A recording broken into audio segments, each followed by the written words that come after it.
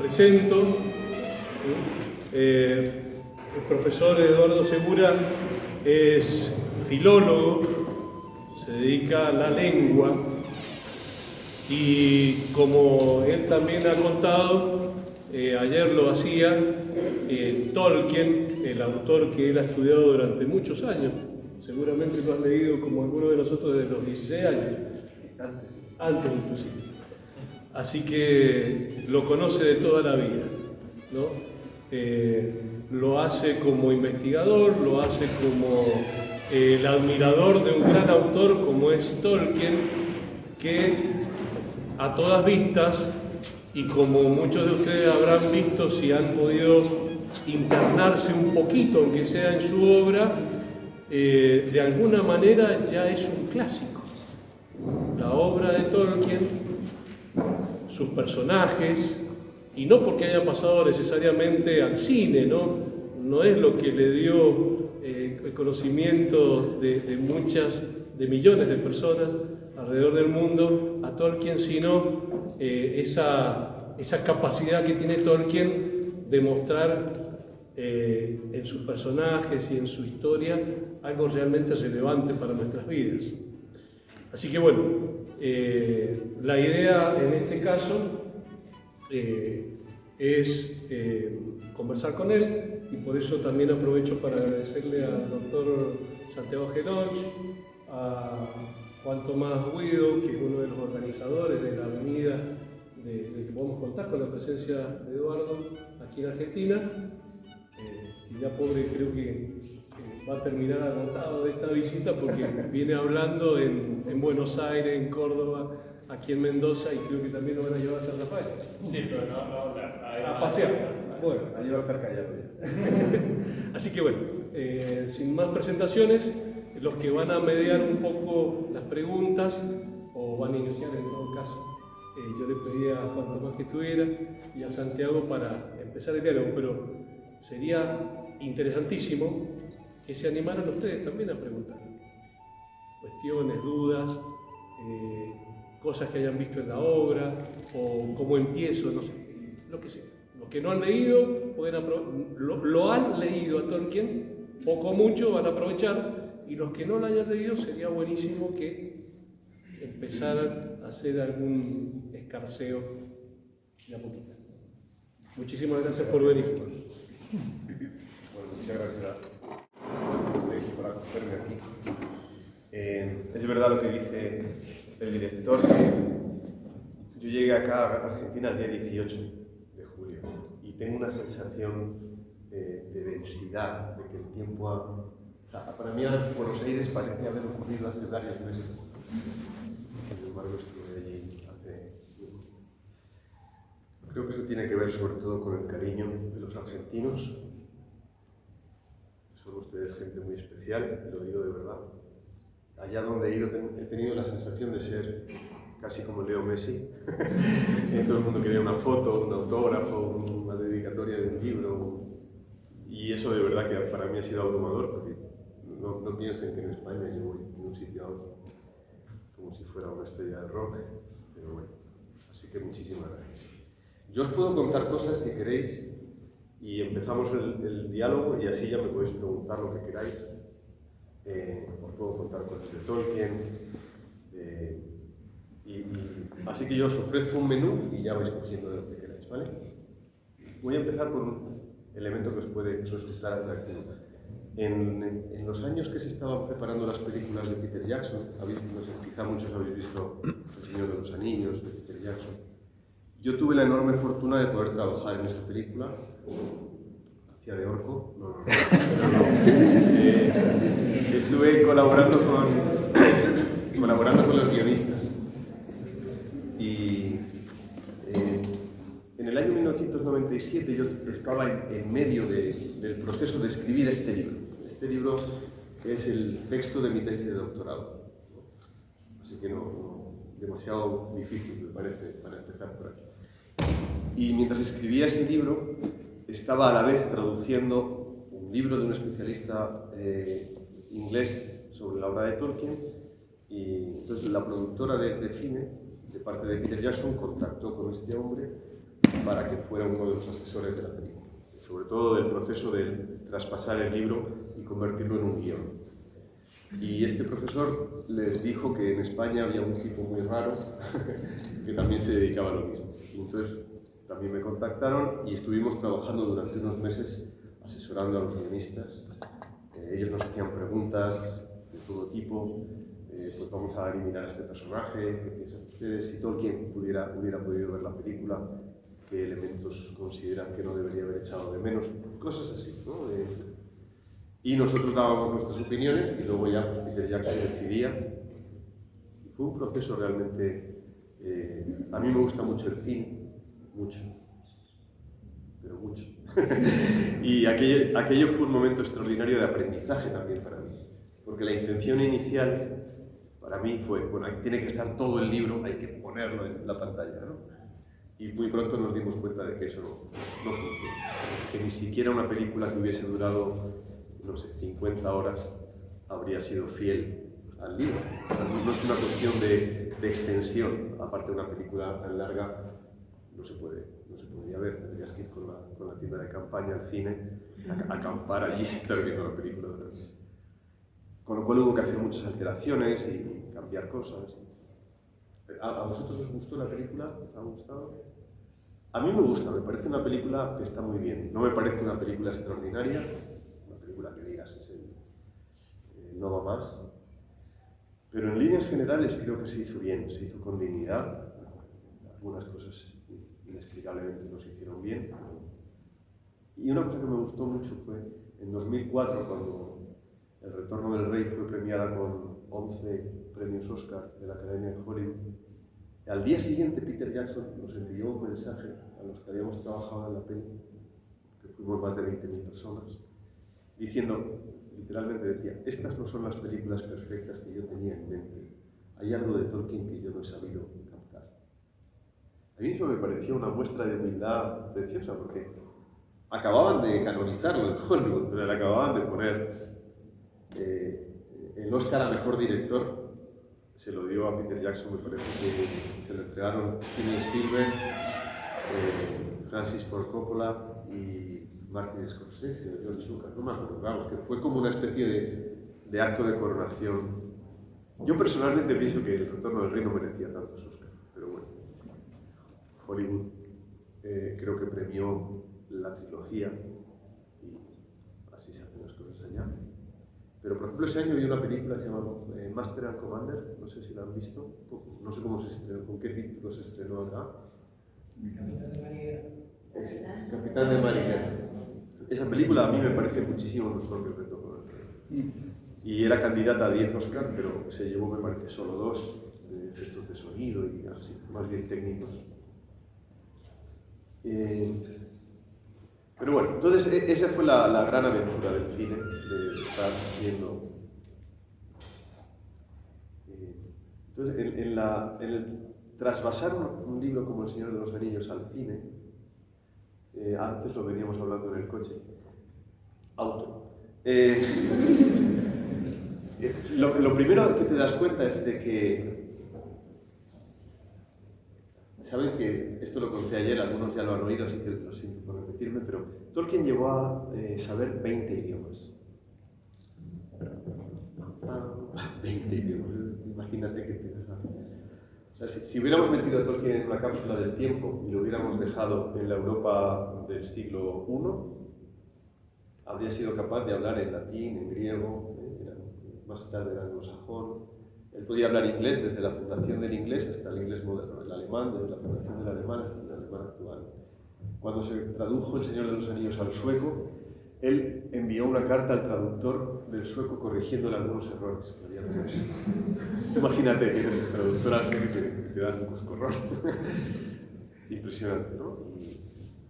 Entonces, cuando un libro se inventa desde las palabras, y no simplemente desde un argumento apasionante, que es verdad que las obras de Tolkien son, los que lo habéis leído seguro que habéis experimentado ese momento en el que uno no puede, terminas el capítulo y dices, no puedo parar aquí, tengo que seguir a ver qué ocurre después, ¿no?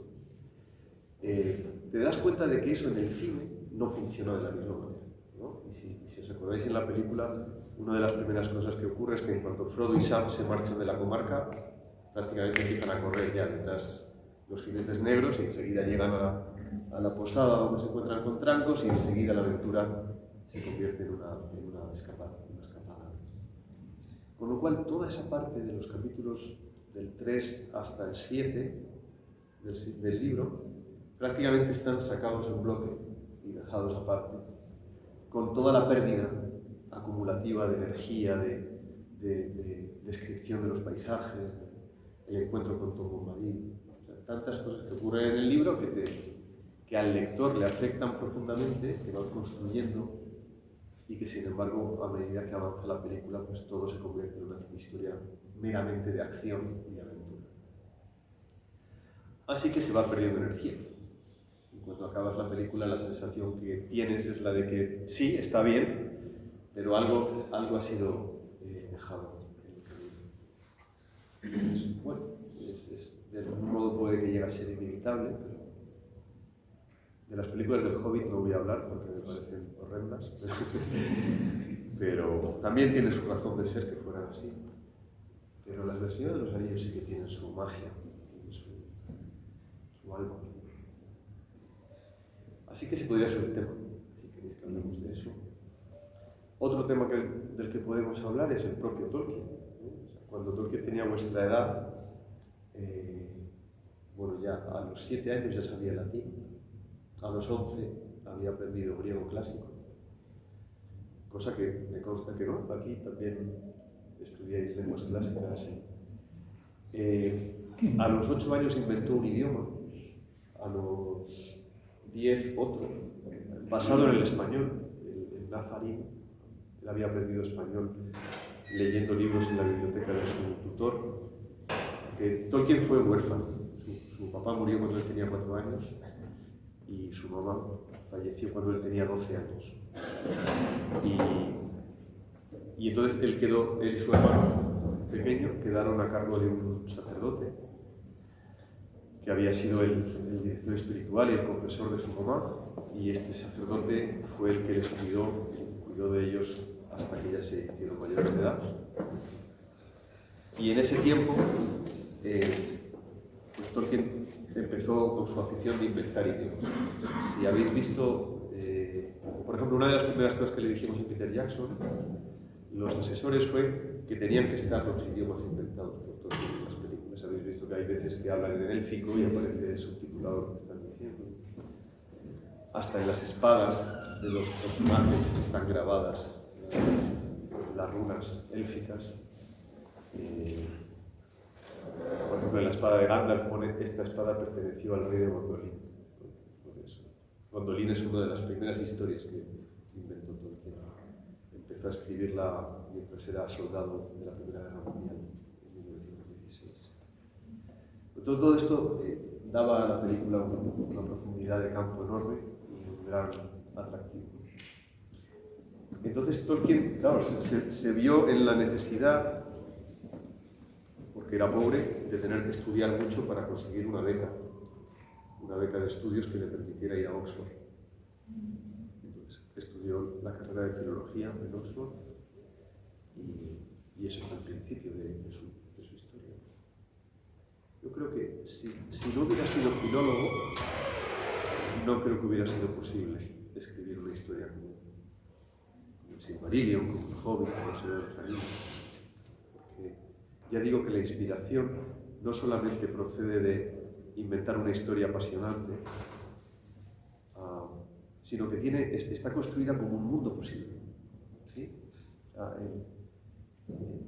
Una de las cosas que más llama la atención a medida que tú avanzas por la historia es que a cada nuevo lugar que llegan los hobbits hay un choque cultural, de alguna manera, ¿no? O sea, cuando Theoden ve a Merry, se queda alucinado. Dice: ¿de dónde sales, no? ¿De dónde salís vos? ¿Y esto de fumar en pipa qué es? Explícame. Cuando Pippin y Merry llegan al bosque donde está Bárbol, ¿os acordáis? Bárbol los mira y no sabe quiénes son.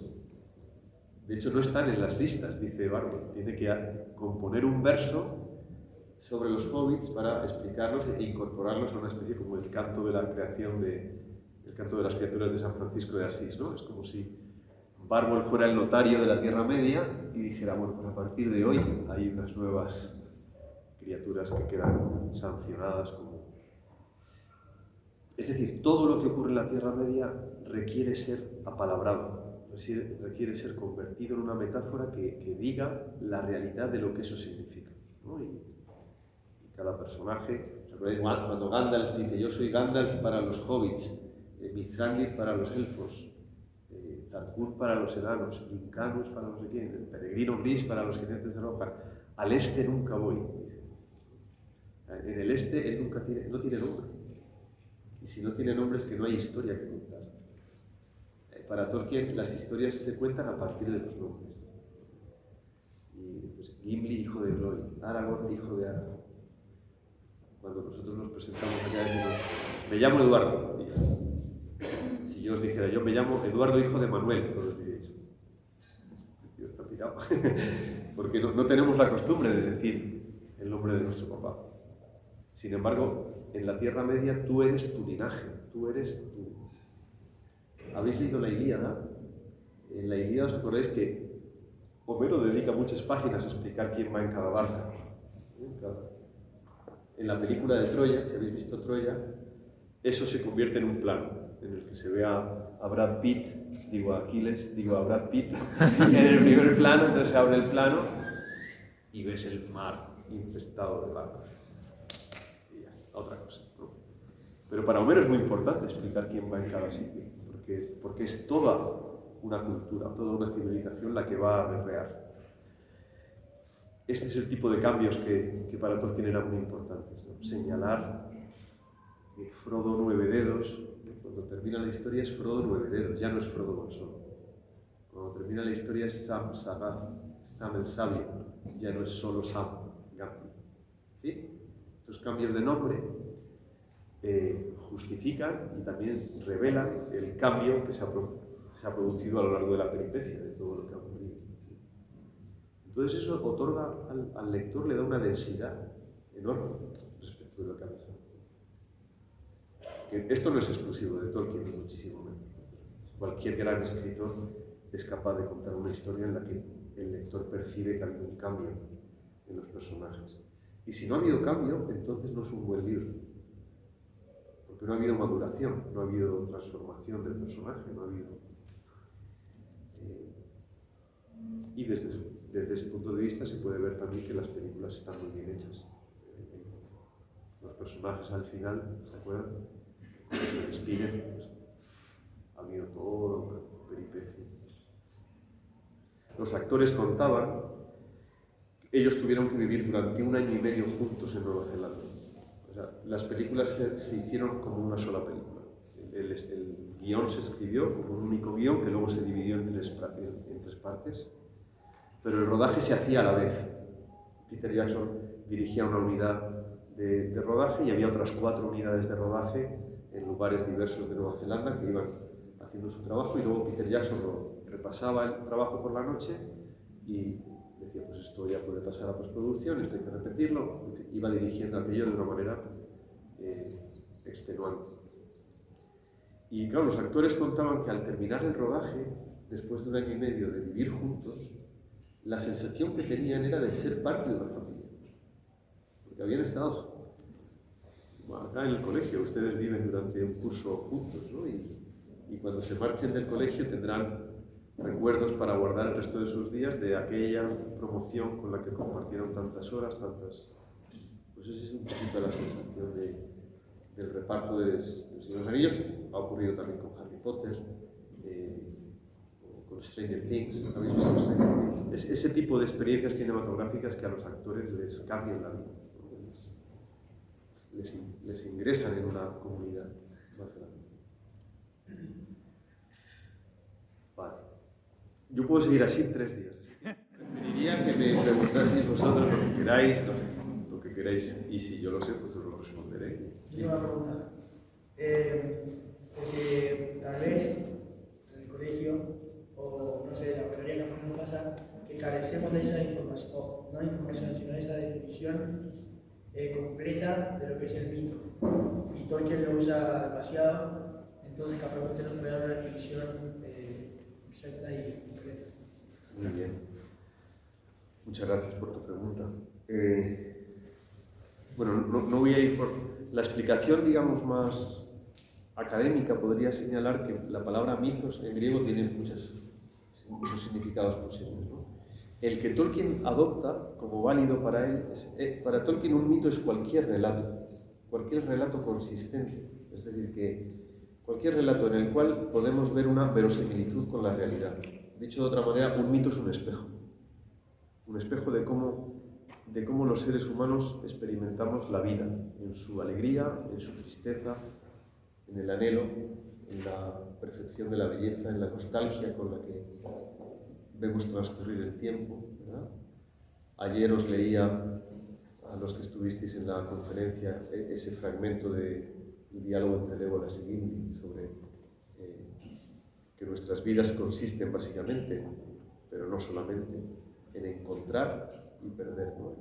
No podemos asirnos a las cosas, ¿no? Las cosas pasan y se van de nuestras manos como el agua, pero sin embargo dejan pozo, y ese pozo que dejan es una especie de paradoja entre la compleción del deseo que se nos es dado como algo cumplido, pero a la vez el anhelo de algo más, la esperanza de algo que está por venir todavía. Entonces, el mito de Tolkien creo que es tan poderoso porque conjuga esas dos cosas, ¿no? O sea, que cuando, en el lenguaje habitual, cuando alguien te dice, eso es un mito, ¿qué está diciendo?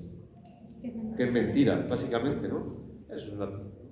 En España usamos, supongo que acá también, la expresión, no me cuentes cuentos chinos. No sé por qué los chinos, pero bueno, el caso es que no me cuentes cuentos chinos es como, no me cuentes mentiras, ¿no? Tolkien diría, no, cuéntame muchos cuentos, porque la palabra relato, que para Tolkien era un sinónimo de mito, la etimología latina de relato es refero, referse, retuli, relato. Un relato es algo que vuelve a traer al presente un suceso antiguo. Por eso para Tolkien la historia, lo que ocurre, la leyenda y el mito formaban parte de la misma, digamos, de la misma continuidad. ¿Por qué? Porque en el mito late una verdad histórica. Vamos a poner un ejemplo. Cuando Leo Messi se retire del fútbol, yo no sé nada del fútbol, no es, pero hablar aquí en Argentina de un mito como Messi, pues creo que puede ayudar a entenderlo. Dentro del tiempo, no sé cuándo se retirará Messi, pero cuando se retire, sus hazañas futbolísticas se convertirán en un mito.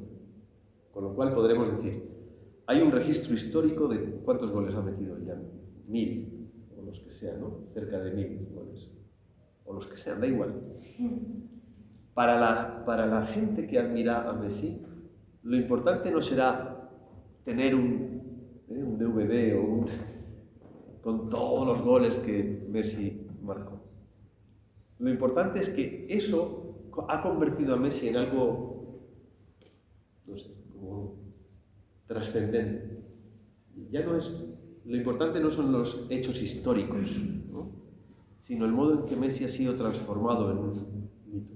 Como le pasó a Manu Ginóbili, a Guillermo Vilas, a Fangio, ¿no? A grandes deportistas argentinos, Michael Jordan. ¿Por qué ocurre eso? Quizá porque para los seres humanos nosotros necesitamos algo más que recuerdos, ¿no? Hay algo más importante que el hecho mismo de que... Porque estamos hechos así. Nosotros estamos hechos así, no somos solamente en nuestro cuerpo y nuestro espíritu.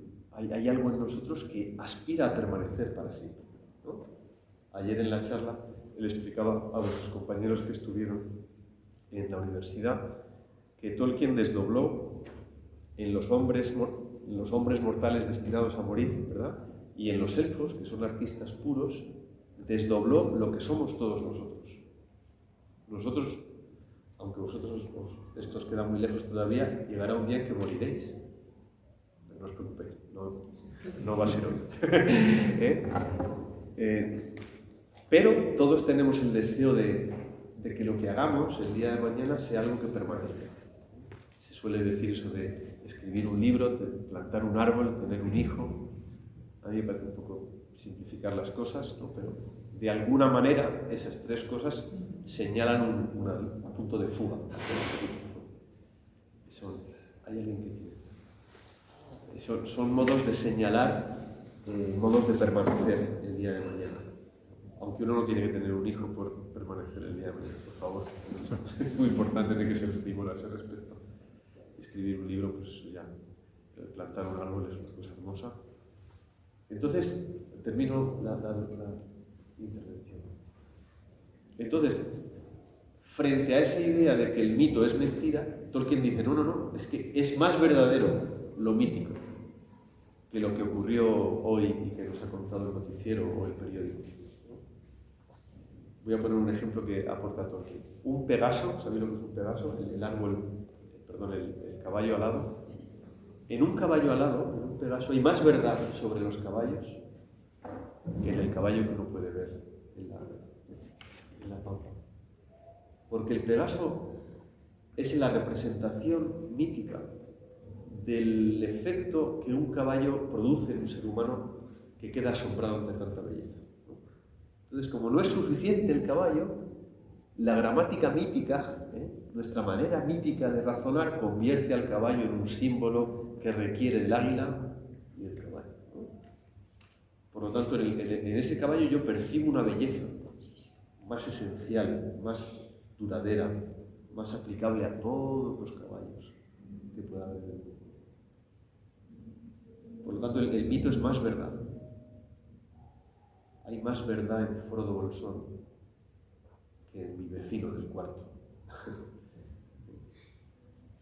Ojo, hay que cuidar del vecino del cuarto también, Pero cuando Tolkien les contaba a sus hijos el Hobbit, sabéis que el Hobbit fue un libro que Tolkien se iba inventando cada noche, se lo contaba a sus hijos cuando se iban a ir a dormir, luego ya se dormían y escribía lo que había contado. Y el hijo mayor de Tolkien, que por entonces debía tener 9 o 10 años, en un documental que se estrenó en 1992 con motivo del centenario del nacimiento de Tolkien, decía: cuando yo iba al colegio, los hobbits eran para mí más reales que mis compañeros de clase. No significaba eso que hubiera fumado una hierba extraña, simplemente que para él este tipo de imaginación mítica que su papá tenía había sido capaz de generar un mundo en el que todo lo que sucedía era verdad, lo cual no significa que fuera real. A él le importaba. Cuando leemos algo, Gandalf no va a entrar por esa puerta, desgraciadamente, ¿no? Pero imaginad que ahora entrase, quedaríamos todos, ¿verdad? Pero el hecho de que Gandalf no sea real no significa que no sea verdad. Al contrario, es más verdadero y por eso es más deseable. ¿A quién no le gustaría tener un consejero o un amigo como Gandalf al lado, ¿no? Alguien que... Esa es la verdad del mito. Porque está construida sobre la verdad de las historias particulares. Y por lo tanto es aplicable en el tiempo y en el espacio a situaciones diversas. Por eso podemos seguir leyendo hoy las aventuras de Odiseo. Después de tantísimos siglos, ¿no? Seguimos. A mí, por terminar esto, siempre me ha llamado la atención que cuando a Jesús en el Evangelio le preguntan algo, ¿qué hace? Normalmente cuenta una historia. No se pone a ver una clase de teología, ¿verdad? Imagínense, empieza ahí, tomen papel y lápiz, voy a explicar la primera vía de acceso al ser, según Santo Tomás. No. El reino de los cielos es como un grano de mostaza. ¿En serio? Un sembrador salió a sembrar y un padre tenía 2 hijos y uno le pidió la parte de la herencia. Eso es. O sea, Jesús era un cuentacuentos, era un filomito, era alguien al que amaba las historias, porque nosotros somos parte de una historia. El día que tú conoces a un amigo, el día que el día de mañana tengas novia, te conocerás con alguien y ¿qué harás? Contarle tu historia. ¿Hasta dónde? Hasta el punto en que os habéis conocido. Entonces, en el relato de quién eres, se producirá una nueva historia, que avanzará, que dará lugar a otras historias, ¿no? Y entonces serás un mito para tus seres queridos, tú serás mítico. Qué bueno. A mí esto me lo enseñó Tolkien, no piensen que yo lo he aprendido solo. Todos los que estamos aquí somos seres mitológicos. Pensamos, nuestro logos está construido sobre una historia. Por eso es muy importante que sepan quiénes fueron sus papás, que les cuenten sus recuerdos, no conozcan a sus papás y a sus abuelos.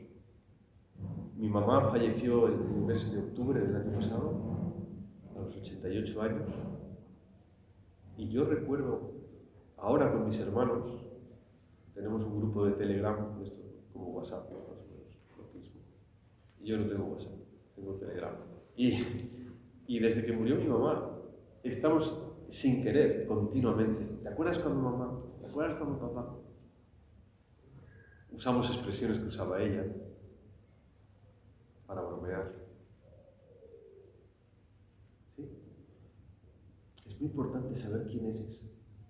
Y tú eres en cuanto que eres parte de una historia, ¿no? Por eso, ¿y por qué Tolkien pone los árboles genealógicos de los hobbits? Y te explica quién era el tatarabuelo de no sé qué personaje. Es muy importante saber quién eres, ¿no? Gracias. A ti. No sé, yo me quería referir a la parte de la parte aplica el primer libro, recuerdo. Quería preguntarle de dónde Tolkien sacó la inspiración para crear ese personaje. ¿En qué hombre se usó para el hombre despreocupado, alejado del mundo, que no le importa el mal? O cuando juega con el anillo, y representa el mal movimiento. Juega con él, no importa. ¿De dónde habrá sacado Tolkien la inspiración para crear ese personaje? Muy bien, muchas gracias. ¿Oyeron la pregunta sobre Tom Bombadil? Pues Tom Bombadil probablemente sea el personaje más enigmático inventado por Tolkien. El origen de ese personaje tiene que ver con la historia de la familia.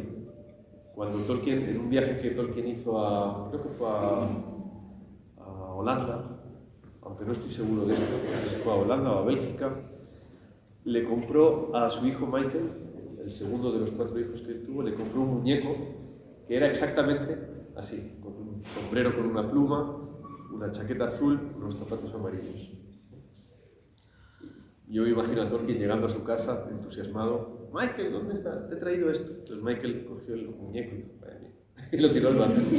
No le gustó y lo tiró al váter. Entonces su padre, con la paciencia que caracteriza, o que debería caracterizar a los papás, rescató de las aguas al muñeco, lo limpió y lo bautizó, le puso el nombre de Tom Bombadil. Esto era algo muy habitual en Tolkien. Una cosa que ocurrió en 1925, Michael también, que debía ser un trasto, perdió un perrito de juguete en la playa durante las vacaciones. Y desconsolado se lo dijo a Tolkien. Y Tolkien, aparte de ayudarlo a intentar encontrar el perrito que nunca apareció, lo que hizo fue inventar un cuento en el que este perrito, lo que ocurría, en realidad lo que había ocurrido es que se había topado con un mago en la playa, el mago lo había convertido en un perro de verdad y habían atravesado, siguiendo durante la noche la senda del reflejo de la luna en el mar, habían viajado a la luna. Y entonces el perro allá había tenido unas aventuras extraordinarias. Imagínate que pierdes un perrito de pequeño y tu papá dice, no, si es que está allá en la Aconcagua. Marchó allá porque se encontró con un Pegaso, con un caballo al lado. Y tú dices, fenomenal, ahora el perrito está mucho mejor. Lo mítico es capaz de mejorar nuestras vidas en ese sentido, ¿no? Transfigura la realidad y nos muestra la cara más bella de la realidad, ¿no? Que suele ser también la cara más en la que la alegría y las lágrimas son más parecidas, ¿no? Todas las historias hermosas suelen ser un desafío también para nuestra sensibilidad, nos suelen dejar. Si habéis leído El Señor de los Anillos, cuando uno cierra El Señor de los Anillos, la sensación es de que algo muy importante ha sucedido y no es un libro con un final feliz, no es un libro que termine con una celebración, al contrario. Entonces Tom Bombadil se convirtió en un personaje de la mitología doméstica de los Tolkien, ¿no? Y a lo largo de los años Tolkien dedicó muchos poemas, escribió muchos poemas en los que el protagonista era este personaje. Esos poemas fueron publicados en el año 1962 bajo el título Las aventuras de Tom Bombadil. Pero mientras escribía El Señor de los Anillos, sabéis que El Señor de los Anillos surgió como la continuación del Hobbit. Cuando el Hobbit fue publicado fue un éxito tremendo de ventas y la editorial le pidió a Tolkien que escribiese otro Hobbit. Entonces Tolkien empezó a escribir el segundo libro sin saber exactamente por dónde avanzar, porque él había escrito el Hobbit. ¿Os acordáis cuál es el subtítulo del Hobbit? Es la historia de una ida y una vuelta, con lo cual la idea era que no hubiera una continuación. Cuando empezó a escribir la continuación, los primeros meses de escribirla, lo que hizo fue ir tomando elementos y personajes que él había ido inventando en años anteriores e incorporándolos a la historia. Por ejemplo, el personaje de Gollum, ¿os suena Gollum? Es la transformación de un personaje sobre el que Tolkien había escrito un cuento muy breve que se llamaba Glip, que vivía debajo de las montañas, tenía los ojos como dos luminarias, ¿no? Había una serie de elementos parecidos a lo que luego se vio. Tom Bombadil fue uno de los personajes que Tolkien incorporó a esos momentos iniciales de la redacción del Señor de los Anillos, cuando todavía no tenía muy claro por dónde iba. Y si se fijan, cuando Frodo le da el anillo a Tom Bombadil lanza el anillo hacia arriba y el anillo desaparece. ¿Sí? ¿Os acordáis? Todos los hobbits se quedan como sin respiración, ¿no? Y por lo tanto, Tom Bombadil se convierte en un personaje enigmático durante el concilio de Elrond. Se plantea la posibilidad de darle el anillo a él. Gandalf dice que no sería buena idea, porque se olvidaría de él o lo perdería. Y en cualquier caso, al final, cuando Sauron hubiera vencido a todos, tampoco Tom Bombadil podría. Y cuando termina la misión de Frodo, al primero que informa a Gandalf de lo que ha ocurrido es a Tom Bombadil. Por lo tanto, cabe pensar que Tom Bombadil, dentro de la jerarquía de la Tierra Media, es el primero. Se nos dice de él que no tiene origen, que no tiene padre. Pero Tolkien nunca quiso aclarar quién era. Hay especulaciones, hay gente que dice todo tipo de cosas sobre quién es, pero Tom Bombadil es Tom Bombadil. Tolkien decía que era el homenaje que él había hecho a la campiña inglesa que estaba desapareciendo por culpa de la tercera revolución industrial, la construcción de aeropuertos, la construcción de ferrocarriles, de la tala de árboles. De algún modo Tom Bombadil es el señor del campo, es una especie de... Habéis estudiado en mitología romana los lusus naturae, las divinidades de la naturaleza. Pues, de algún modo sería. Lo siento, no tengo una respuesta más.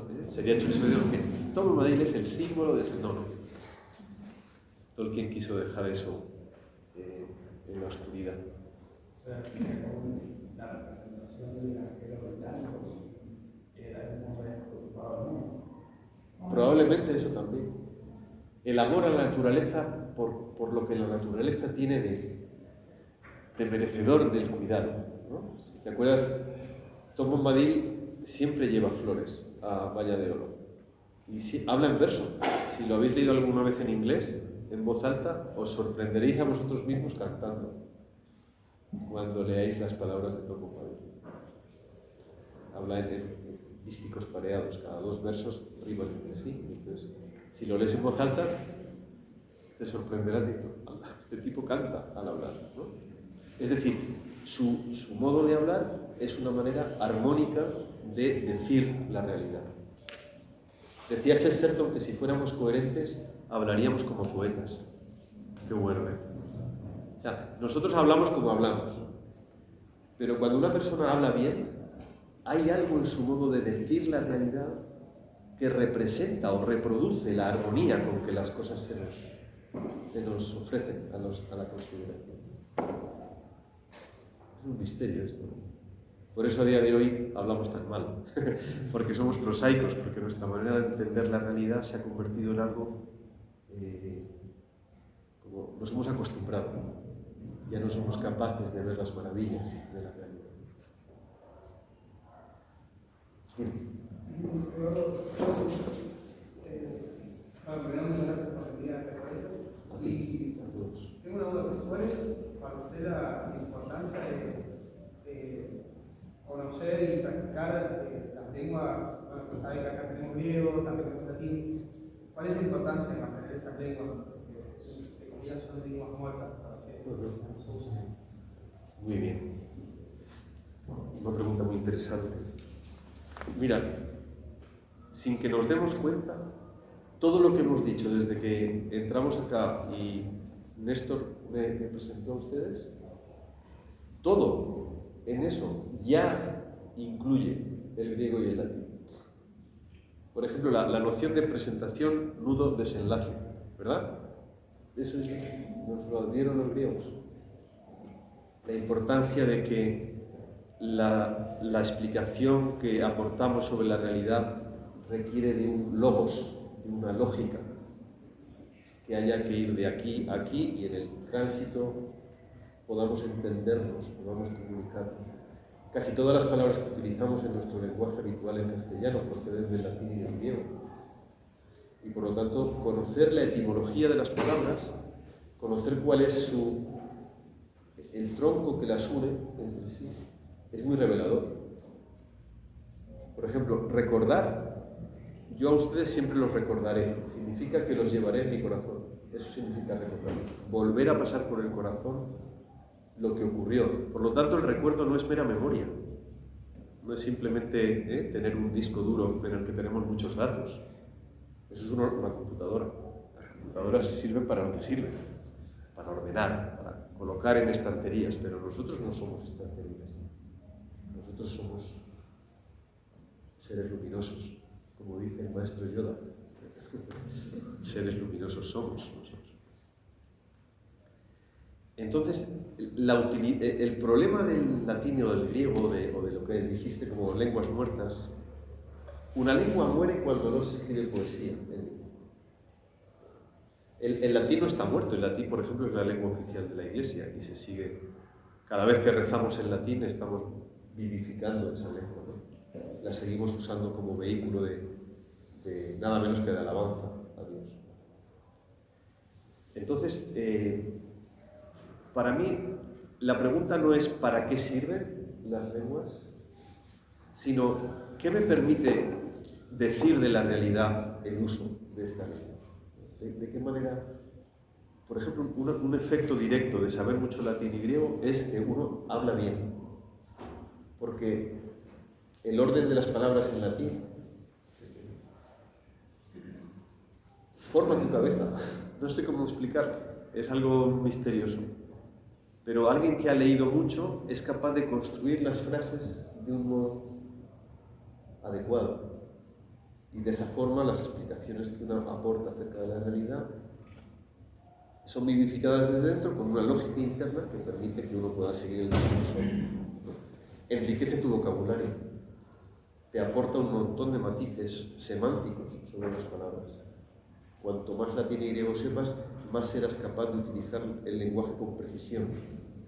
Y es muy importante utilizar el lenguaje con precisión para decir, al menos hasta donde podemos, exactamente lo que queremos decir, ¿no? Y evitar equívocos.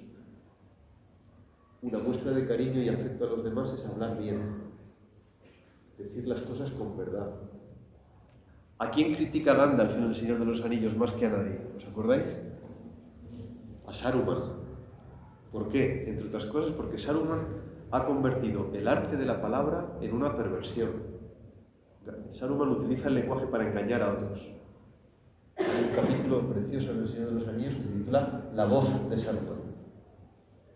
Y es justo el capítulo en el que Saruman se dedica a intentar, en un último y desesperado esfuerzo, engañar al rey de Rohan e intentar apartarlo de Gandalf.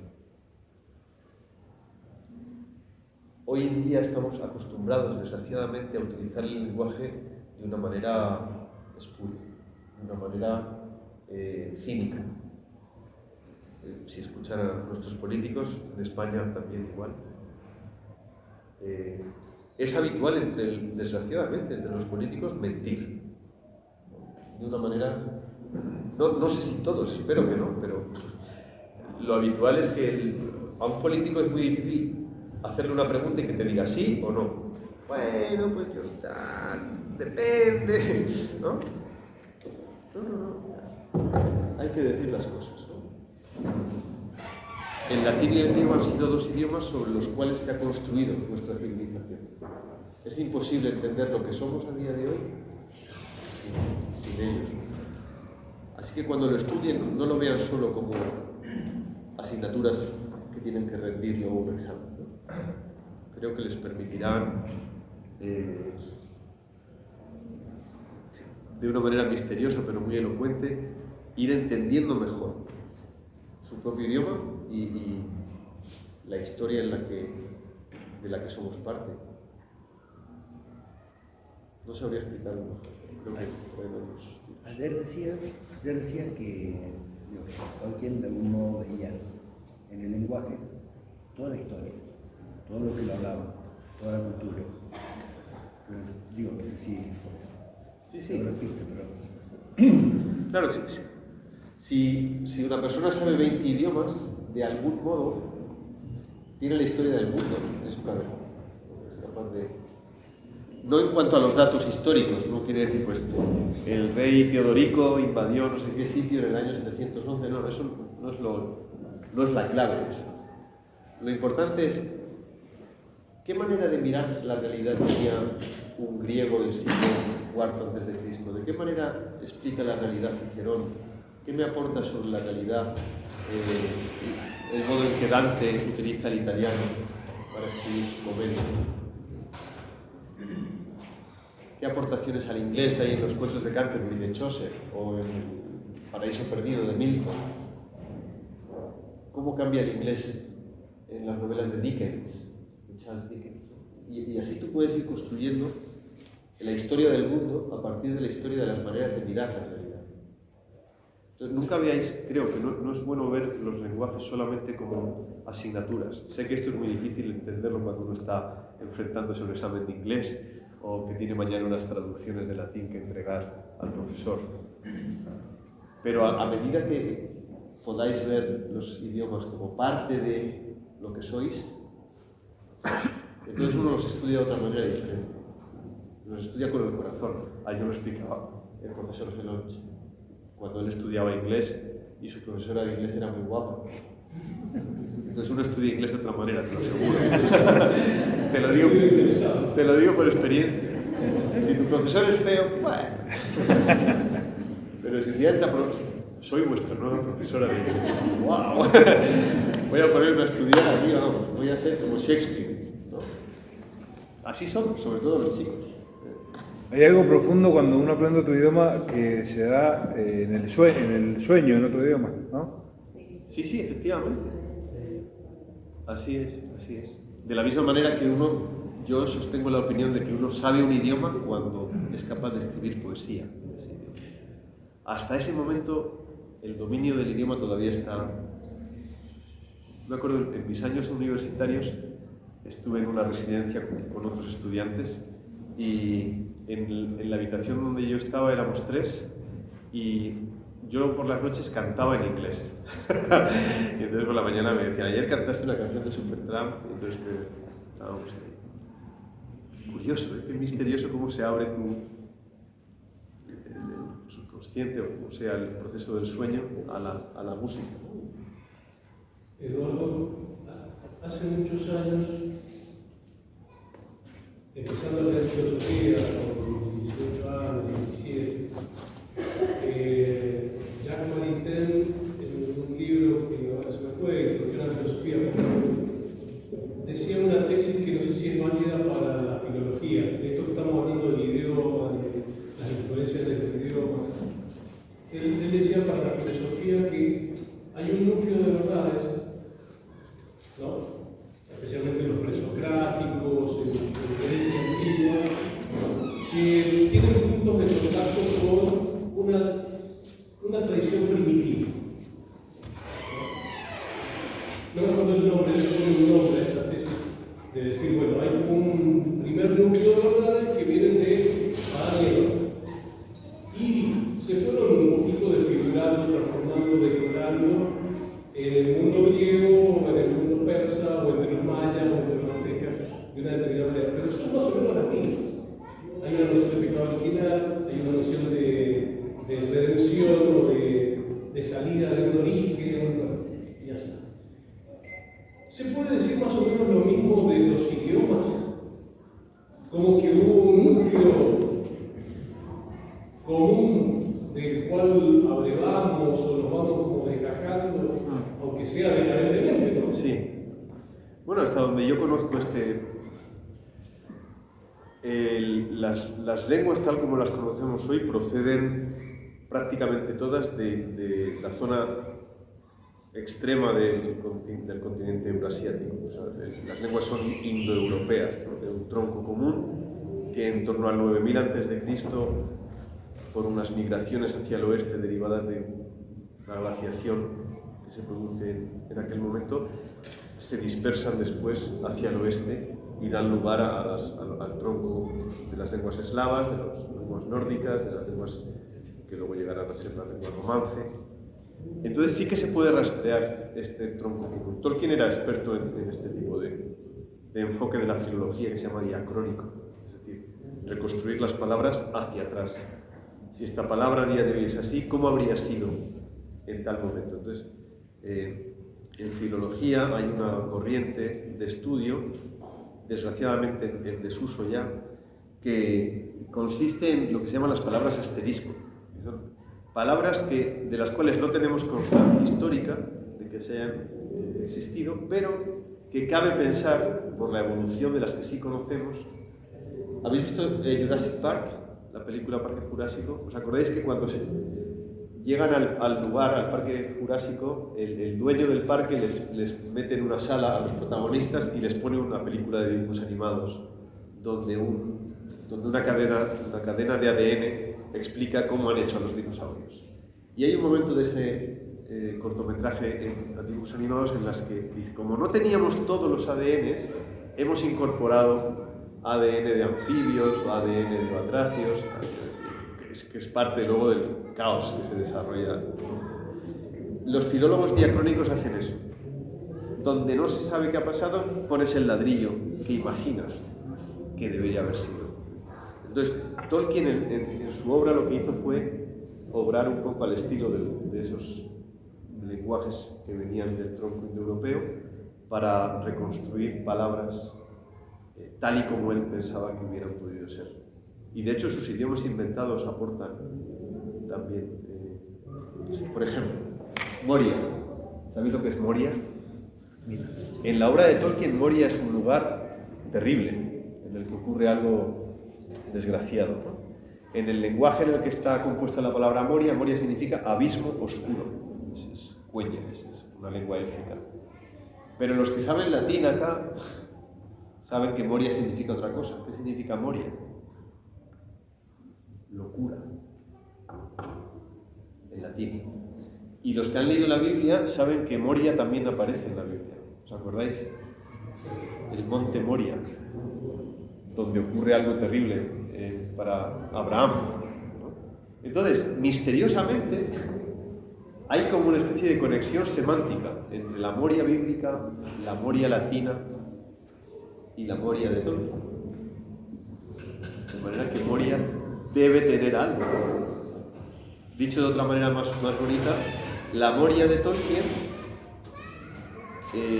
conecta, o sea, la Moria inventada conecta con unas conexiones significativas según las cuales hay una oscuridad. Entonces, hay algo en el lenguaje.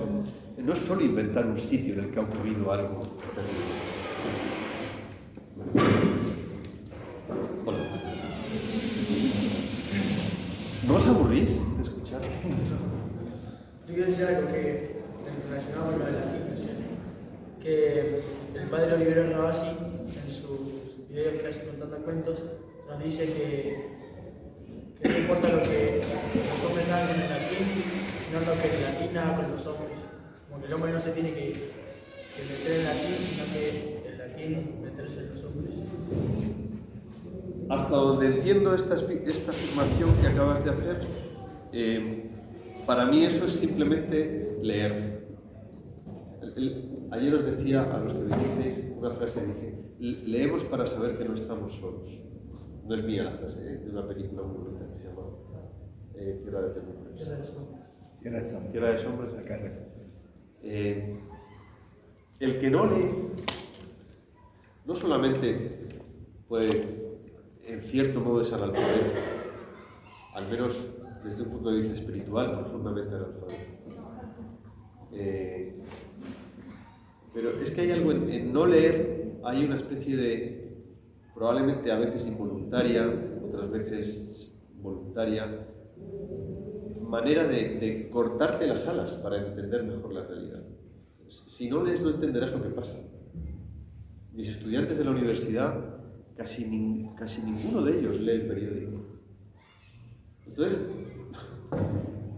los políticos hacen con ellos lo que quieren, porque ellos no son capaces de acceder a la realidad. Por tanto, no pueden tener el espíritu crítico desde el cual decir, esto no es así, o vamos a discutirlo, vamos a... Entonces, el latín vivirá en vosotros en la medida en que leáis latín. Si lo estudiáis simplemente como una asignatura de la que hay que rendir un examen, bueno, pues probablemente aprobéis la asignatura, pero el latín no se incorporará con toda la carga de belleza que tiene a vuestras vidas. Hay un pequeño hobbit ahí, ¿no? Una niña. Una pregunta. Dime. Saliendo un poco de ese tema. ¿Qué para usted, o sea, cómo fue la experiencia de justamente estar ahí cuando filmaron la película El Señor de los Anillos? Bueno, yo no estuve en el rodaje, el rodaje se hizo en Nueva Zelanda. Yo trabajaba desde mi casa en España a través de correo electrónico. Esto es importante aclararlo, porque si no vais a pensar que habéis estado aquí con el primo de Viggo Mortensen, no. Yo no. Conocí a Viggo Mortensen en España, pero no tuve la suerte de poder viajar y estar en el rodaje. La experiencia que sí que viví, aun siendo tan limitada a simplemente dar opiniones que luego Peter Jackson tomaba en cuenta, o la mayoría no tomaba en cuenta, fue la de darte cuenta del modo en que Tolkien y su obra han podido influir en tantas vidas. Me refiero en tantas vidas estéticas, desde la belleza. Seguro que aquí en esta clase personas que no han leído a Tolkien, incluso que no les interesa leer a Tolkien, porque es, bueno, cada uno somos como somos y hay gente que tiene otros intereses intelectuales o estéticos. No es obligatorio leer a Tolkien. Una de las buenas cosas de la belleza y del arte es que no es obligatoria, es una oferta literaria, ¿no? Esto es lo que te ofrezco y ya tú lo tomas o no lo tomas. Pero para quienes sí han querido entrar en la Tierra Media, o en Narnia, o en Hogwarts, o en el infierno de Dante, lo que esas historias ofrecen es, como la primera pregunta que me hiciste sobre el mito, son como espejos desde los cuales mirar tu realidad y entender mejor lo que tú eres. Entonces, el cine ahora está haciendo un camino de recreación de los mitos. Las películas nos permiten, como otra vez, mirar lo que hemos leído desde otra perspectiva. Y entonces, bueno, ese es el punto de vista de Peter Jackson. Ahora en septiembre se estrena una serie producida por Amazon, inspirada en la obra de Tolkien también. Bueno, pues será otra mirada, a ver qué tal. Y así, supongo que en los años en los que vais a convertiros en hombres y mujeres, vais a tener a Tolkien hasta en la sopa, porque me parece que Hollywood va a estar durante años adaptando historias de Tolkien. Pero sí, id a los libros. No os quedéis con la mirada que otros han puesto sobre la Tierra Media. Aquí hacéis teatro de vez en cuando, ¿no?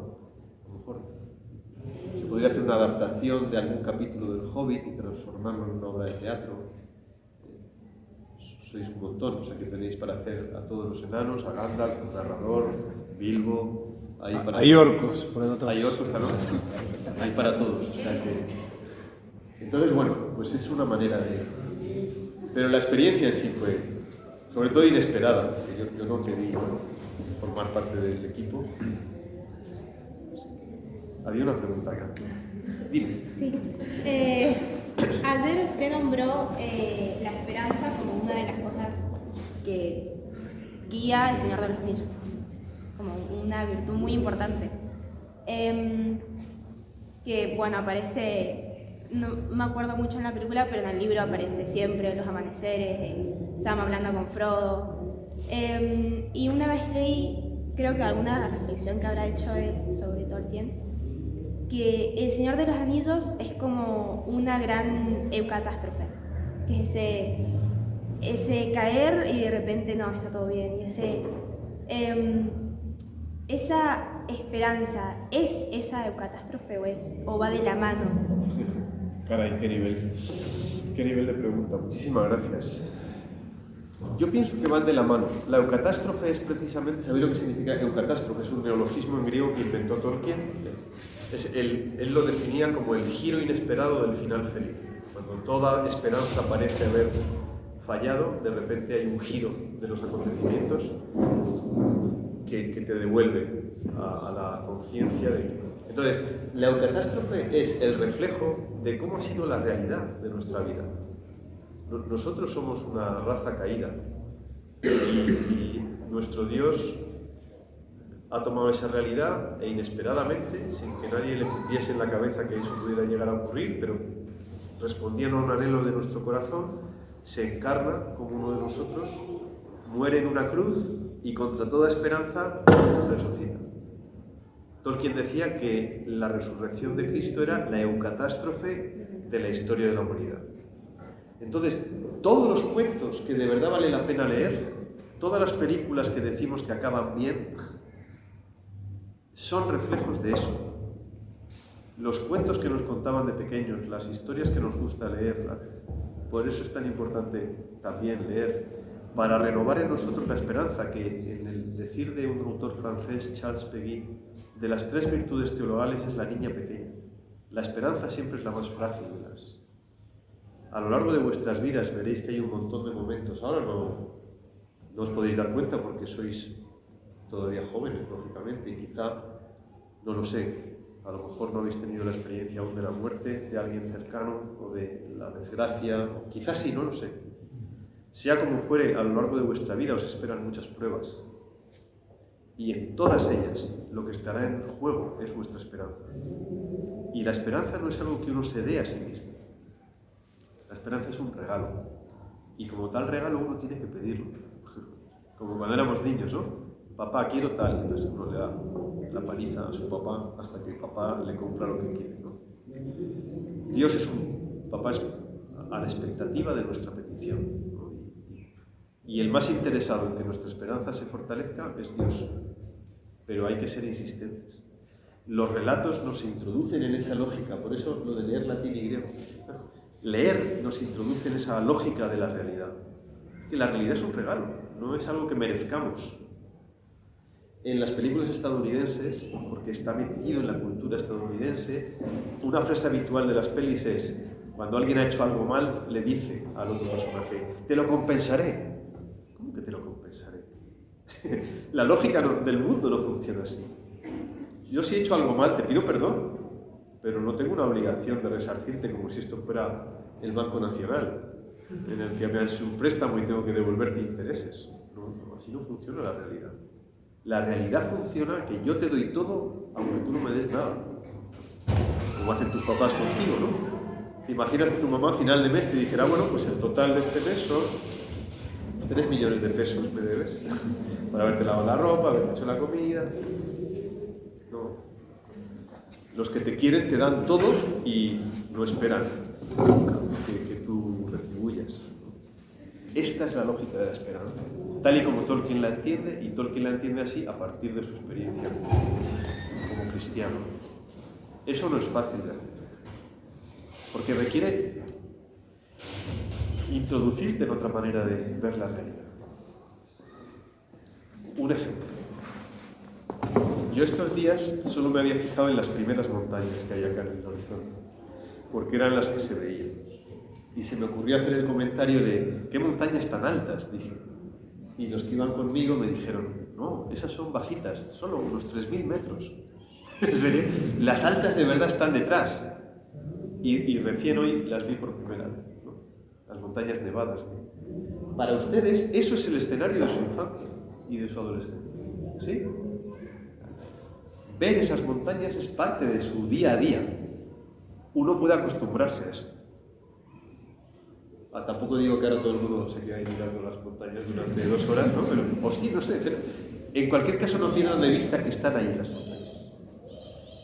Porque dentro de muchos años recordarán eso como parte de su memoria, de quienes ustedes son, ¿no?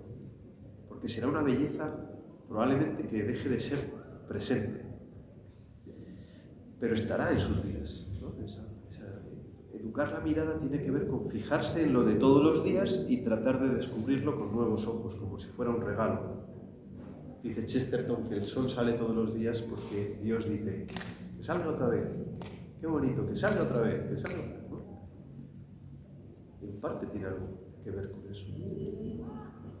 Pero eso hay que entrenarlo, hay que habituarse a fijarse en las cosas, a mirarlas, a contemplarlas.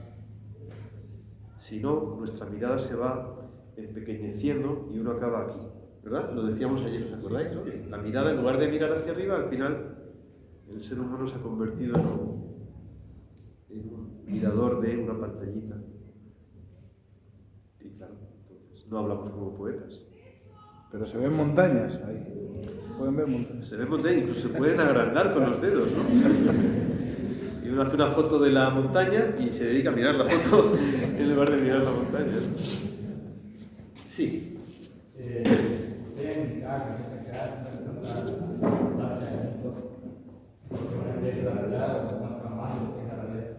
No entiendo cómo un poquito, dale, buena realidad, puede llegar a generarnos una imagen más realista de la realidad sí, o cómo puede generar más realidad de la experiencia de los contenidos.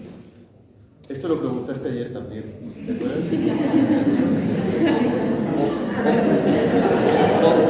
O bien no me expliqué bien ayer. Bueno, has utilizado en tu pregunta una palabra que creo que es la clave de tus dudas, que es la palabra fantasioso. Nosotros damos por sentado que lo fantástico es mentira, ¿sí? Porque no, o sea, vuelvo al ejemplo de antes, como Gandalf no va a entrar por la puerta, Gandalf no existe. Y en tanto que no existe, es mentira, ¿no? Muchas gracias. Ay.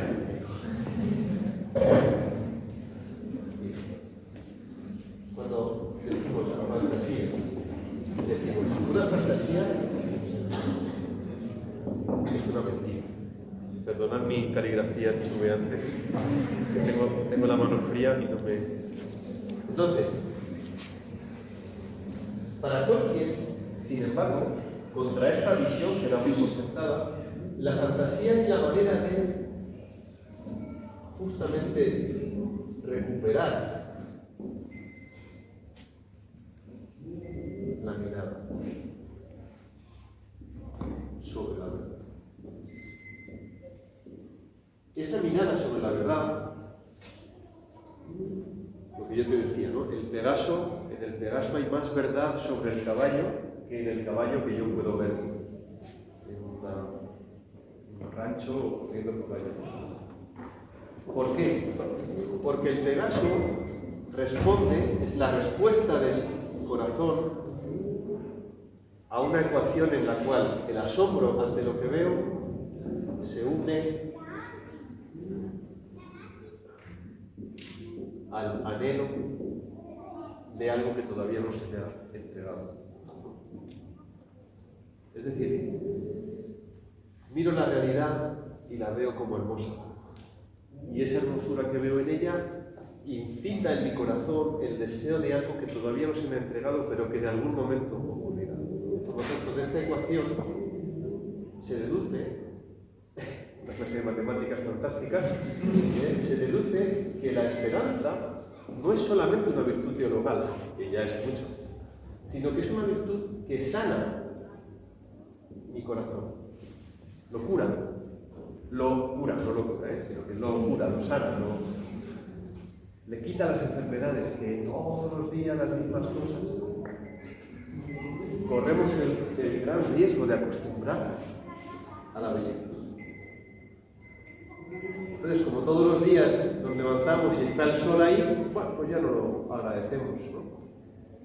Y el día que llueve, en lugar de agradecer al cielo la lluvia, es una de las 1000 maneras en que el cielo nos bendice, en lugar, pues maldecimos porque hoy tenía yo un partido de fútbol y no vamos a poder jugar. Bueno, es una manera de simplificarlo, pero ya me entiendo. Nosotros podemos acostumbrarnos a mirar la realidad desde el no agradecimiento, y al no agradecerlo, pues pensamos que todo se nos debe, que nosotros tenemos derecho a.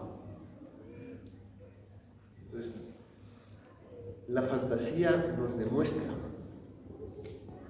que frente a esto, nosotros somos fruto de un gran regalo. Cuando uno se incorpora a esta lógica del regalo, uno ya no vive igual, de verdad. Y todos tus días se convierten en una manera. Alguien que tiene conciencia de esto se pasa el día dando gracias. La acción de gracias es la actitud lógica de un ser humano, o debería serlo. Si alguien no da las gracias es porque siente que se merece lo que está recibiendo. Ya veréis dentro de unos años, cuando ya no estéis en este colegio, cómo agradeceréis lo que recibisteis acá. Y si alguno no lo agradece, probablemente sea porque no tuvo del todo la conciencia de lo que estaba recibiendo. Yo llevo en este colegio, ¿cuánto llevamos acá? ¿Hora y media? Y ya siento lo que aquí estáis recibiendo y de verdad, creedme, esto no es lo habitual. Un colegio en el que se estudia latín y griego, en el que a ustedes los llevan a un convivio en el que hacen teatro, en el que se está enseñando a tocar un instrumento, y ustedes son unos bendecidos del cielo, de verdad. Entonces, sé que lo saben, pero bueno, para que no lo pierdan de vista, agradezcanlo, no solamente estudiando mucho, no, disfrutándolo. Disfruten de esas cosas, porque son bellas en sí mismas. Hola otra vez. Sí. ¿Se podría decir entonces que el cielo es como una fantasía? Qué bueno, qué bueno. Es que tú has entendido de qué va todo esto. A lo que llamamos fantasía es la verdad. La vida es un cuento, pero es el cuento con mayúsculas. Y nosotros entendemos los cuentos porque nosotros somos parte de un relato. Doctor, lo que dice Tolkien, además, define cielo justamente es eso, el tema de las historias no concluidas, se culminarán, donde todo se termina para bien, ¿no? Es muy linda la definición que hace Tolkien. Siempre en el contexto de la carta donde escribe a Christopher, creo, que está peleando la guerra mundial y dice: el sitio llamado cielo, donde toda la historia que acaba se completa, pero la esperanza se continúa. Así es. Así es. Dime.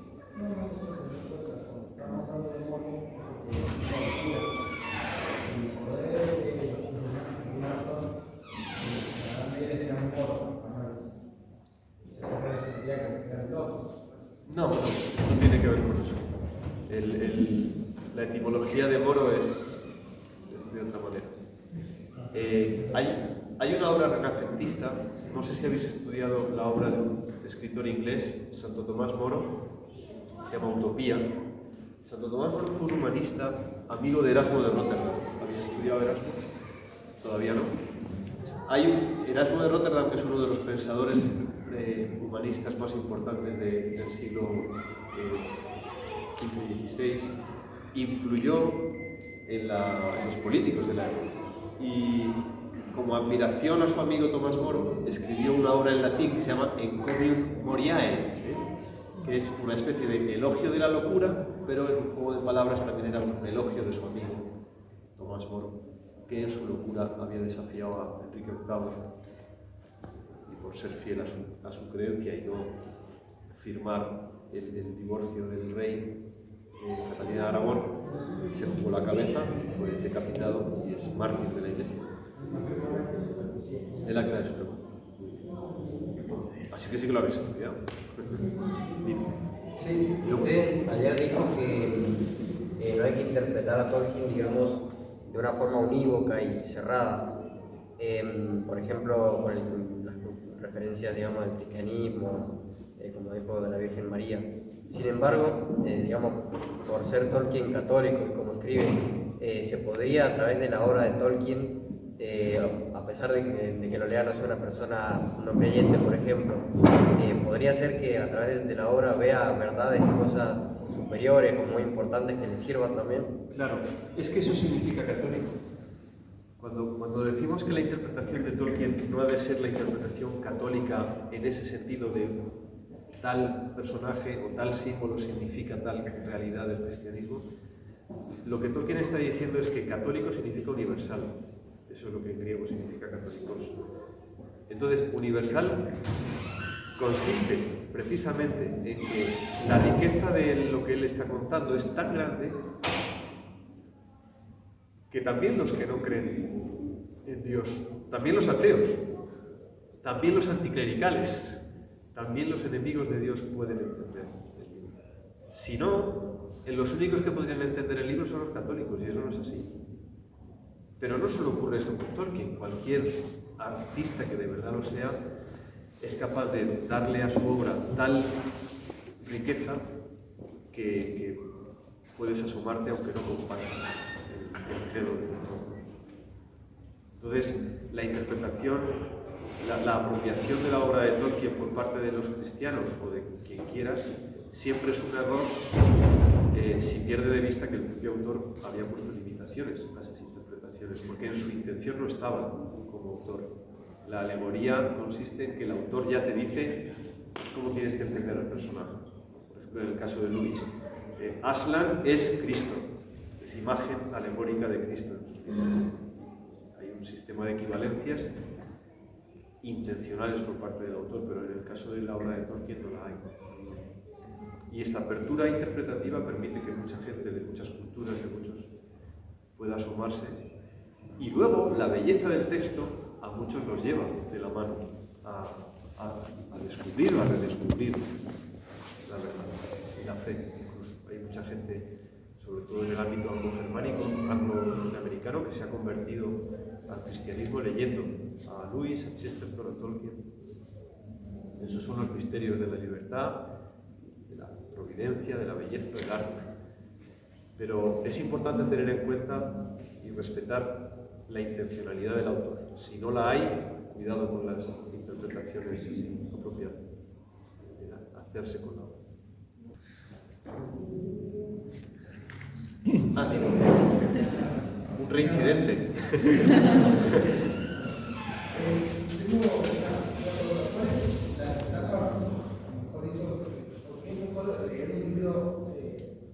Que ver la película de la misma historia de lo que generalmente hay un libro y se hace una película sobre ese libro.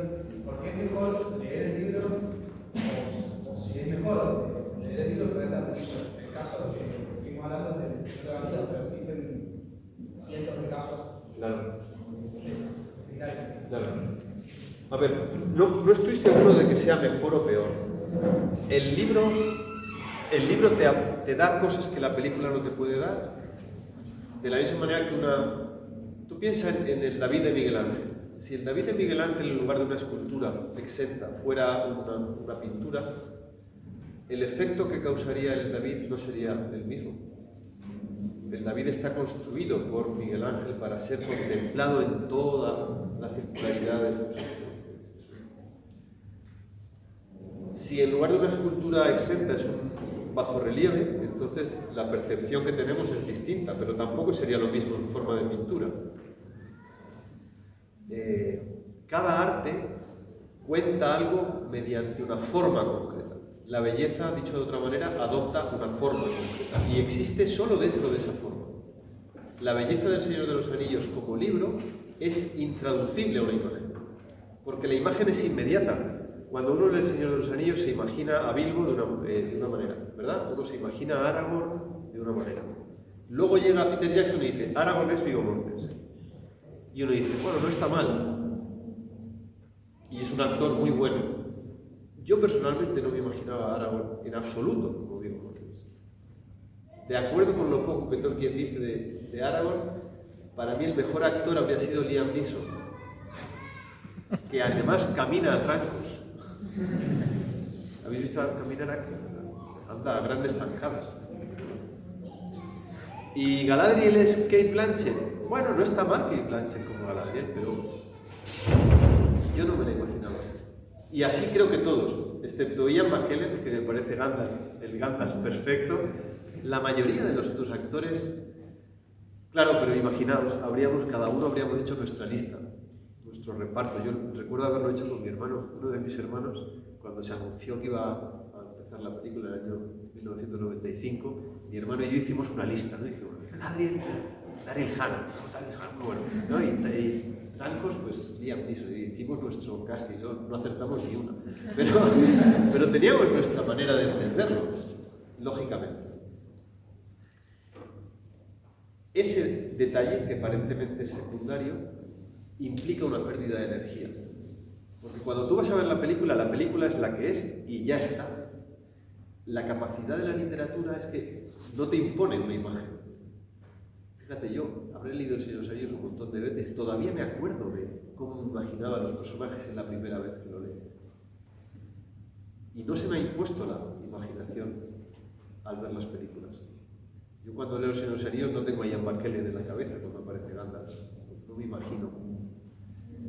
El riesgo de ver solamente la película es que tu imaginación, fantasía, se quede coaccionada por la imagen que has visto. Y entonces tu propia potencialidad creadora queda como limitada. Entonces yo no te diría leer o ver la película, diría las dos cosas porque son dos experiencias estéticas complementarias. Pero pienso que para determinadas lecturas hay libros que son mucho más ricos que la película. Y luego hay veces que se hacen adaptaciones extraordinarias. Hay un libro maravilloso, por ejemplo, que se llama Matar a un ruiseñor de Harper Lee. Es un libro extraordinario y la adaptación al cine es extraordinaria también. O historias que son malas que luego se convierten en grandes películas. Por ejemplo, Tiburón. ¿Habéis visto Tiburón? La película de Spielberg. Con dos notas, John Williams te pone los pelos de punta, ¿no? Pues está basada en una novela bastante mala. Pero claro, la toma Spielberg y te la convierte en una obra de arte en el cine, ¿no? Y así tantas cosas. O sea que yo nunca no creo que haya que ser demasiado purista, ¿no? Como decir, no, El Señor de los Anillos, yo no he querido ver la película, porque tranquilo, tío. Léelo, disfrútalo, disfruta también de la peli, mira lo que tiene de bueno y ya está. Lo mismo he escuchado de La Pasión de Cristo. ¿Perdón? Lo mismo he escuchado de La Pasión de Cristo, digo, de la película con el tono del Evangelio. A mí me gustó mucho. Que hay algunos que dicen, no la voy a ver porque te coarta la imaginación y la contemplación. No lo sé. Somos tantos millones y tantas opiniones, ¿verdad? Yo pienso que no hay que ser tan purista y tan exigente, pero tampoco vas a ir diciendo a la gente lo que tiene que hacer y lo que no. Cada uno. Eso sí, el joven no es tan bueno. No lo es. ¿Sabéis un poco la razón por qué ocurrió eso? Peter Jackson, que al final fue quien tuvo que dirigir las películas del Hobbit, no tenía la intención de ser el director. Las iba a dirigir Guillermo del Toro. Pero por unos problemas legales entre Warner Brothers y Metro-Goldwyn-Mayer, al final se tardó en conseguir los permisos para empezar el rodaje. Y para cuando llegó el permiso, Guillermo del Toro ya tenía un compromiso firmado. y tuvo que renunciar a dirigir, y Peter Jackson, que no tenía ninguna gana, tuvo que dirigirlas. Y se nota. ¿Qué es lo que no es bueno de la película, de las películas? Para mí, personalmente, creo que el gran error es que el protagonista no es Bilbo. El protagonista en las películas es el rey de los enanos. Thorin es el rey de los enanos. Y además es un enano que, aparte de parecer el líder de Metallica, más que el rey de los enanos, no, eso es una broma, tiene problemas. Su problema es más bien un problema psiquiátrico del siglo XXI. Está tratado de una manera anacrónica. Todas estas dudas sobre quién es, entonces, su progresivo oscurecimiento. Sé que se hace para subrayar el aspecto de la avaricia en la raza de los enanos, ¿no? Pero se llega a deformar de tal manera a lo largo de la historia que al final te dan ganas de llegar a Thorin y decirle: mira, te voy a acompañar a un psicólogo, te sentás con él, le cuentas tu historia y que te recete unas medicinas y te llevamos de vacaciones a donde quieras, descansas, duermes, pero deja de fastidiarnos porque vamos, no hay quien viva contigo, ¿no? Y entonces Bilbo queda convertido en un personaje muy secundario respecto de lo que es la historia. Y luego hay otro error para mí, que es quizá el más importante, que es que Peter Jackson hizo El Hobbit de la misma manera que El Señor de los Anillos.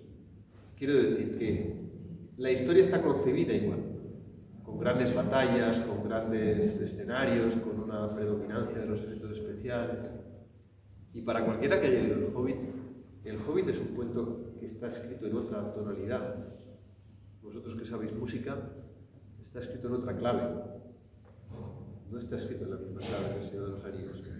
El Hobbit es un cuento más bien para un público que poco a poco va despegando. Los últimos capítulos del Hobbit sí que tienen una altura épica grande, ¿no? Pero la historia empieza en lo cotidiano. Bilbo es el que marca el tono de la historia, ¿no?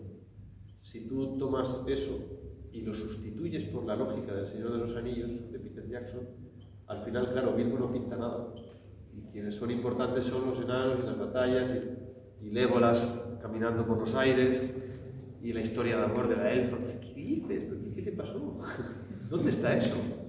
No ya en el libro, que no está, sino en qué lógica.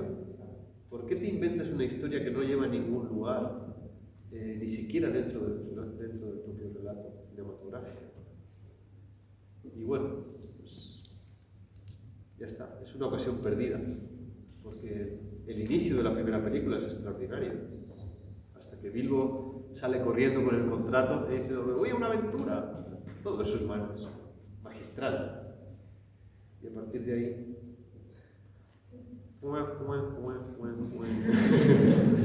empieza a hundirse el barco. Pero bueno, Peter Jackson es consciente, ¿sabe?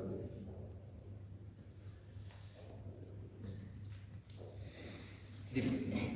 Ayer había dicho de pasar, o sea, así bastante rápido en la charla, una frase que me gustó mucho y me quedé pensando, que decía que el arte es la manera de ver, o sea, la forma por la cual el hombre ve y siente que tal vez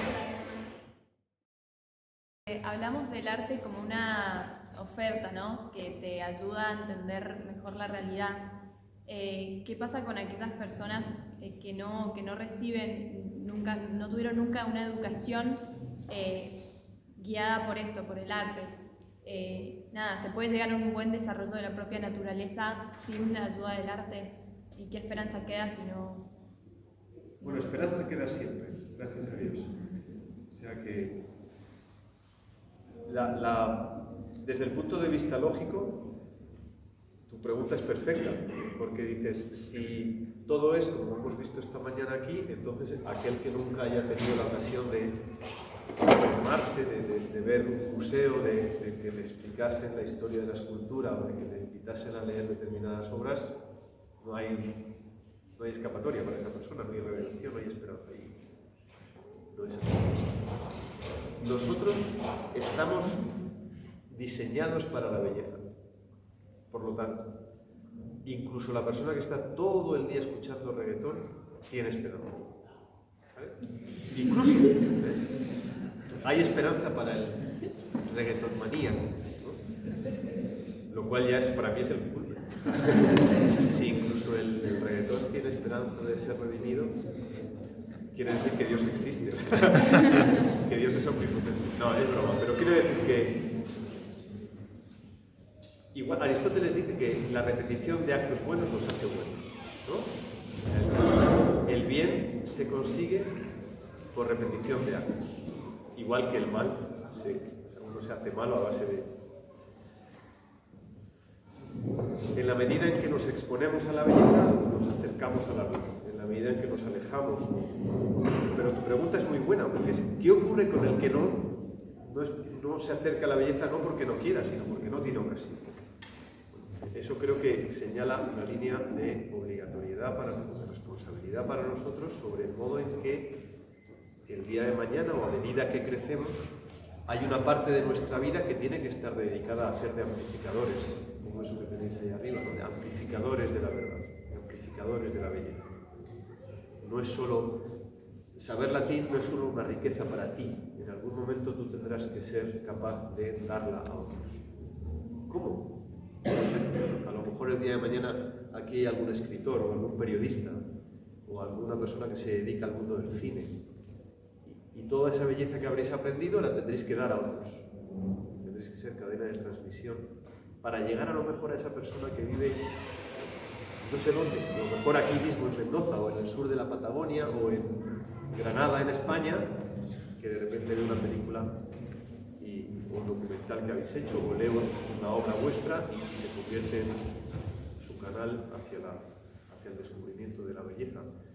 Nada de lo que hagamos. Tolkien a los 15 años no sabía que iba a escribir El Señor de los Anillos. No tenía ni idea de que iba a cambiar la vida de mucha gente. Bueno, recibió su don y lo hizo fructificar. Tenéis que descubrir cuál es vuestro don. Hay algo de vuestra vocación que todavía está latente, que tenéis que ir viendo para acogerlo, para trabajarlo, para poder darlo. Vuestras vidas tienen que ser servicio para la belleza. No estáis aquí solo para egresar y continuar vuestras vidas. Aquí se os está, vosotros sois como estos grandes edificios llenos de vino. Cada uno de vosotros es como esto. Y se os está llenando de buen vino durante estos años. Y el día de mañana no podéis permitir solo que se emborrache la gente con vuestro vino. No, tenéis que ser buen vino para que los demás puedan ser felices. Ahí está. Vuestros amigos, vuestra familia, la familia que forméis y tal es vuestra vocación, por lo que Dios os pida.